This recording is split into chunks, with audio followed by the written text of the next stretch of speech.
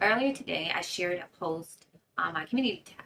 And so I asked people to decipher what my blend was for. So basically, you see pictures of herbs, you see the names of the herbs, you can actually see how much of it is used.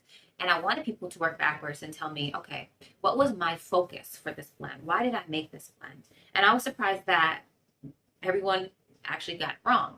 And so it got me thinking, do people not know how to look at a blend and determine what it's for? Do they not know the different areas of the body that herbs have what's known as an affinity or a speciality, I like to say, for? Are we really still going by symptoms? And so that's what it showed me, is that people may know, okay, I have this symptom. This is a herb that they say it's good for this, but they don't know how to work backwards. They don't know how to see the different herbs and say, oh, yeah, I can see where this is going. I can see how this works in the body.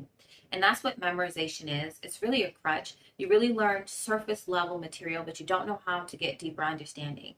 The word holistic has really become cliche because everyone thinks that because you use herbs, you're holistic and you're talking about the whole plant and the whole body. It's just really words, because when you can see that you don't really understand how these herbs work, you don't really understand what they're doing, you don't understand where they're doing it, you really don't have a whole anything. You really just have pieces of a puzzle. And so today, in today's video, we're going to be talking about memorization. We're going to be talking about why it doesn't work, and I'm going to show some examples of how it doesn't work and how it's really limiting. And I want to share this because I think people don't even know that there's another way. I think probably 99% of herbalists kind of learn herbalism this way and practice herbalism this way. And because the way we learn in school, we're not taught, how to think, we're taught what to think. And so with herbs, we're kind of told what they do, not how they do it. And we don't understand it for ourselves. We don't understand what the body does even. People are shocked when it takes so long in my courses to even get to the herbs because we're learning so much first about the body terminology and the basics first, that they just want to dive straight into herbs, and you really can't do it. You have to have a foundation, and this is not the way our ancestors learned herbalism. I think because we have modern medicine now and modern and technology and all these advances, we really don't even understand the basics anymore. Just like, we have calculators on our phone, the machine does it for us. Many people don't know how to do math. Like whenever I see, like when I'm in the store, the cashier or the cash register is having issues and they have to do math on their own, people have a hard time. We don't use these creative muscles anymore in the brain to where it's just like we don't know how to anymore. Memorization is needed, to memorize your phone number. But when it's something that's not black and white, one answer, memorizing gets you nowhere. Shalom family. In today's video, we're going to talk about memorization. If there's one thing that I can get into all the plant people's heads, is to stop trying to learn about plants through memorization. It doesn't work. And I think we go towards memorization because in school, that's pretty much how we learn. We learn by memorizing concepts, or we're memorizing dates, names, locations, things like that, especially when it comes to history. And that may work in things that are black and white where there's one right answer and one wrong answer. But with plants, it's very different. So let's go into why memorization doesn't work by using different examples. So the first example is, let's say you know a list of herbs that are used for a certain illness. So what happens when you don't have those herbs? Those herbs are not available to you. So what does that look like? Do you now need to wait 3 or so days for it to come in the mail? Are you scrambling to go and try to find it? And what if you can't? Are you able to use something else? And how would you know to do that if you're only relying on memorization?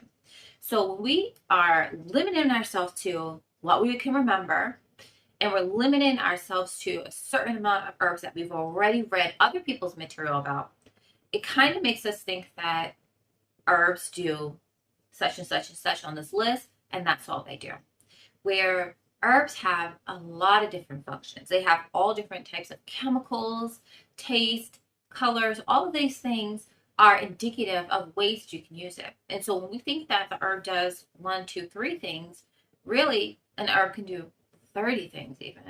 And so it may not be the number one herb that we might want to use, but if it's what we have, then it's best if we at least know how to use them. So we want to make sure that we have a lot of tools in our toolkit. But if we don't have that, then we also want to just make sure that we have tools that are multi-purpose, and herbs are multi-purpose. So let's not limit them in any way when it comes to what we can memorize or what's been even found to work, because herbs can work in other ways that we may not think. So we're not going to limit it to a box. Another scenario that I want to show you guys is when it comes to working with people. Seldom is there a person that only has one thing going on. A lot of times we don't listen to our body, and so things start to develop more and more. A symptom is just a sign or a way of communication for the body. If you ignore it, now it's going to try another way to get through to you. So think about it this way. Okay, if I've emailed you, you're not getting back to me now, I might text you. If I don't get an answer now, I might call you. So, and that's kind of how the body works. It gives you different symptoms, signs, communication that, hey, something's going on, something's imbalanced, maybe it needs help in a certain way.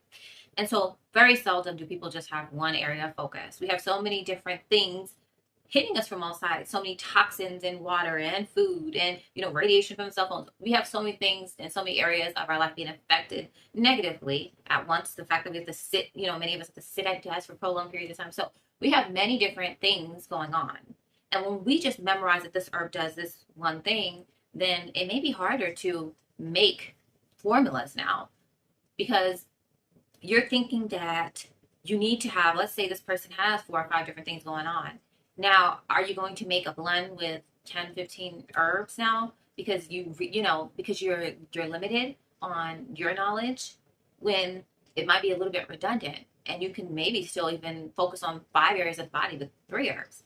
And so when you have more knowledge and you have a deeper knowledge of the plants, now you need less. So what happens if you say, okay, this is for XYZ, and you give it to this person, but they have more than one thing going on? Maybe this herb is contraindicated in a way. So maybe it's not the best, but you needed more information to be able to do that. But if you just memorize things by, if you have inflammation, this is anti-inflammatory. Well, what happens if they have inflammation and something else? Now, you may not know that that herb actually isn't indicated. It's not the best herb. But if you're just going by inflammation alone, or it being anti-inflammatory alone, then you might make a remedy and it may or may not work. So that's another instance in where just memorizing certain actions of a plant or certain symptoms that it treats is not really efficient. Another reason why memorization doesn't work is simply because we forget. How many times does something just slip your mind?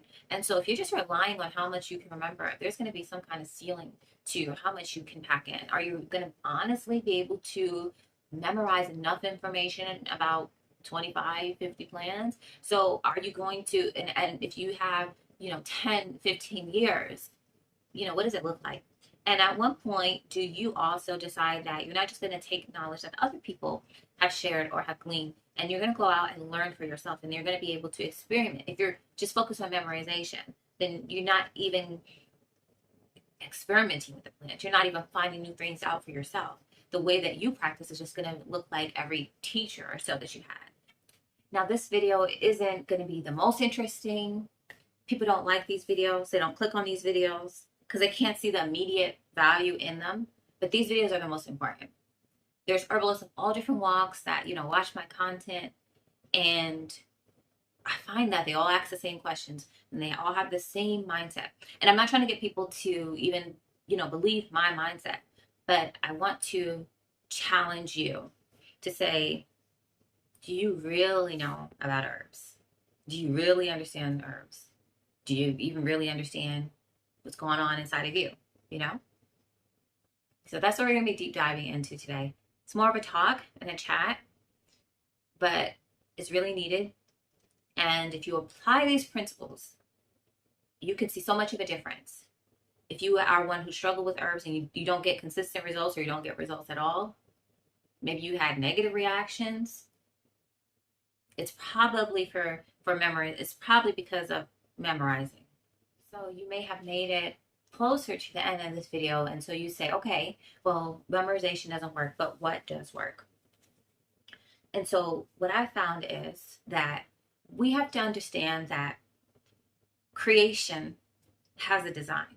There's a designer, right? There's a creator. He created everything with his unique design. If you think about a painting, how the artist has their own signature, something that they do special. And so as we spend more time with nature, we learn more about its unique design and patterns. And so our ancestors, they didn't have the science and the technology that we have. So they had to figure it out for themselves. And so they by observing, they made these connections, and they came to associate different things with the plants, with how they would feel. And they just passed this knowledge on. And so there's things that are more important than memorization. So the things that I think you really need to learn about the herbs, I'll say, is color is important. From the colors of the plants, you can learn different constituents or different chemicals that are in the plants. And then these chemicals or constituents have different actions in the body. And it's not just the colors. The taste tell you a little bit about them, and the way that the herbs feel, whether they're moistening, whether they're drying. Those are also associated with certain chemicals or constituents in the plants. They do different things, and it does different things throughout the body. So it has to travel in and out. And as it moves, it does different actions in different parts of the body. The way in which the plants look tells you things about them. And even what's known as the energetics.